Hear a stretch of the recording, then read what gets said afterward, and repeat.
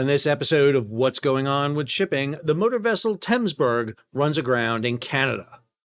I'm your host, Sal Mercogliano. Welcome to today's episode. So we've talked a lot about groundings in and around Canada. We've discussed groundings up in the St. Lawrence. We still have MSC Baltic 3 aground off Newfoundland, but this one is a bit different. This is up in the Northwest Passage, not a spot really conducive for being shipwrecked, i.e. go back to 1845 and what happened to the Franklin expedition. Now, the depiction of that expedition kind of went off the rails with the AMC series, The Terror, but it does give you a good image of what it's like to be stuck in the Northwest Passage, especially when winter sets in. Well, this is a little bit before winter, and more importantly, this passage has gotten a lot more traffic since 1845. We're going to take a look at that and break it down for you. If you're new to the channel, hey, take a moment, subscribe to the channel, and hit the bell so be alerted about new videos as they come out. Here's a story over at G Captain by Malt Humford.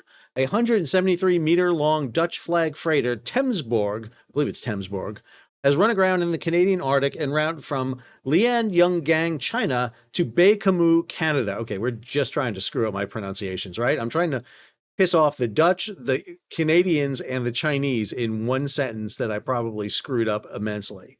The vessel was traveling through the Arctic via Canada's Northwest Passage, where it ran aground in the Franklin Strait, roughly halfway through the Northwest Passage.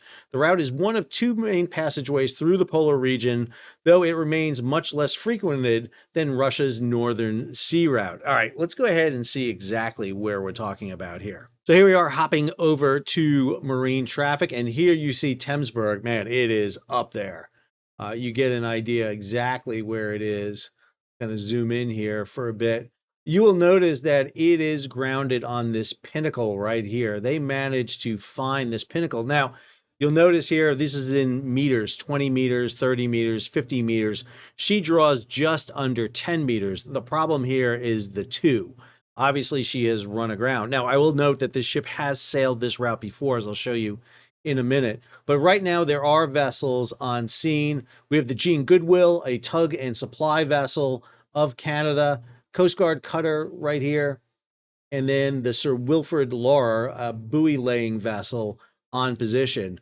Obviously, the big concern is the vessel is aground in an area of the world where there is not a lot of assistance, and a huge environmental potential danger does exist. Back over to Malt's story. According to the vessel's operator, Dutch shipping firm Wagenborg, they have no injuries aboard and no pollution was released in the marine environment. The Tempsburg was built with a 1A ice class, making it suitable for summer and fall operations in the Arctic in first-year ice. The vessel routinely sails the Northwest Passage connecting China to Canada. I don't know if I'd say routinely. The route via the Arctic is around 3,750 nautical miles shorter than the traditional way via the Panama Canal. The Arctic shortcut saves around 14 days, not doing that right now, in travel time and reduces emissions by 40%, the company states on its webpage. Though environmental groups warn of the impact of the release of emissions locally in the Arctic environment. So what do we mean by ice rating? Well, first off, there are at least 4 different ice rating classifications that's used. You may hear me talk about different ratings, and you really need to define each of them. So they are under that DNV rating there at the top. So they are 1A. 1A, capable of navigating in difficult ice conditions with assistance of icebreakers. 1 necessary, 0.8 meter ice thickness is the level. Now, you'll hear different levels again, and you'll see the thicknesses there, especially when we start talking about Russian icebreakers. They tend to operate on that bottom scale there, or the second to bottom scale. It depends on the type. Again, we just want to make it difficult for you to understand, so why not have 4 different ice rating systems?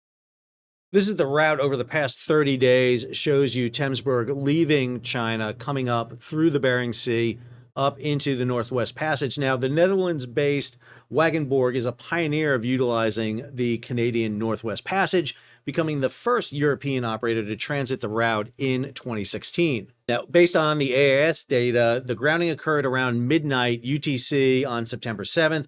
The Canadian Coast Guards dispatched the Coast Guard cutter Sir Wilfrid Laurier to offer assistance and monitor the situation. The light icebreaker was positioned about 150 nautical miles southwest of the incident and arrived on scene within 9 hours. Now, in an emailed statement, Wagenborg said that, quote, salvage assistance has been arranged for the managed general cargo vessel Tempsburg, The crew are currently making a further assessment of potential damage to the ship, which remains aground in a stable condition. Now, I've pulled up here on Marine Traffic the past year track of Tempsburg and where she operates. You can see this is a very active vessel. Now, what is of note here is that last year, roughly at this time, she made a similar passage through the Northwest Passage. And I want to show you her track line here.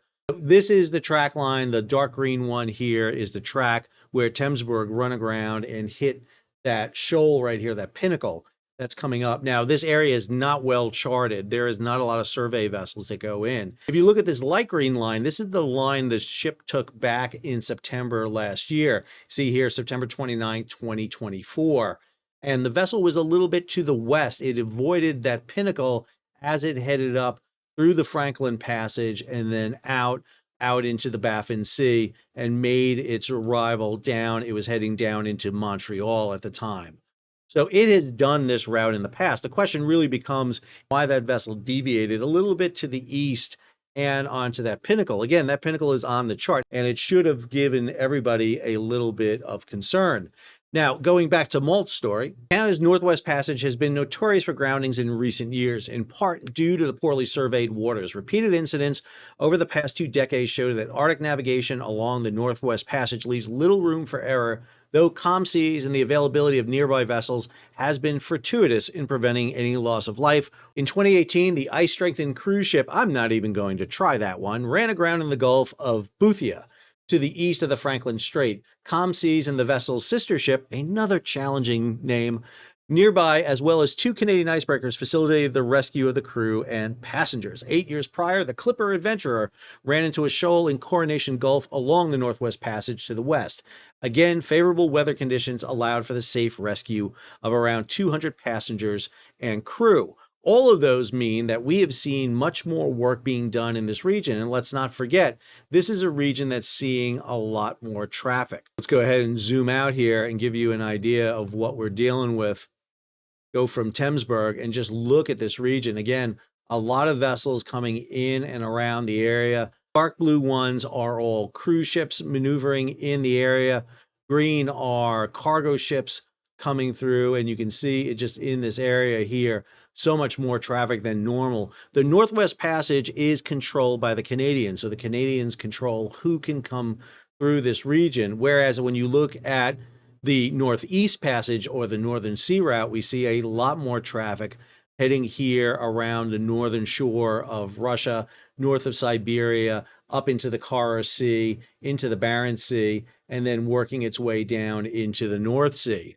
So again, Arctic regions has a lot more traffic than ever before, but there needs to be concern about safety and salvage in this region when you're using it for transit. Tempsburg right now isn't leaking anything. We don't have a spill of any kind. However, the ship is not off the shoal or off the pinnacle, and we'll have to see what kind of damage is done when the vessel pulls back. We'll keep you up to date on any further information we get. I hope you enjoyed today's episode. If you did, hey, take a moment, subscribe to the channel, and hit the bell so be alerted about new videos as they come out. Leave a comment, share it across social media, and if you can, support the page. How do you do that? You can hit the super thanks button down below or head on over to Patreon and become a monthly, yearly subscriber. Until our next episode, Sal saying, watch out for the terror.